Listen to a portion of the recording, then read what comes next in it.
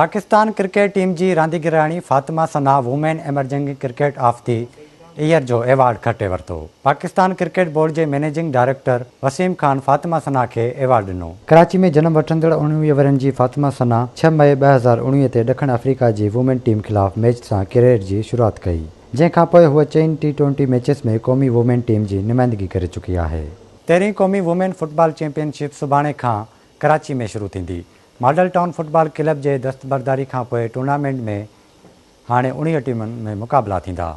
क़ौमी women football championship में सॼे मुल्क मां 20 टीमुनि खे शिरकत करणी हुई, पर मॉडल टाउन फुटबॉल क्लब आख़िरी घड़ियुनि में टूर्नामेंट में दस्तबरदार थी वियो। ज़रियनि मूजिब मॉडल टाउन क्लब जा PFF सां ग्रांट के मामलों ते इख्तिलाफ़ हुआ। ज़रियनि मूजिब PFF क़ौमी वुमेन फुटबॉल चैंपियनशिप में शरीक टीमुनि खे ग्रांट्स जारी कयूं हुयूं। कराची के क्लब्स के 3 लाख ऐं कराची खां ॿाहिरि टीमुनि खे 8-8 लाख रुपया ग्रांट ॾिनी वई हुई। मॉडल टाउन क्लब PFF के 12 लाख ग्रांट जो मुतालबो कयो हो।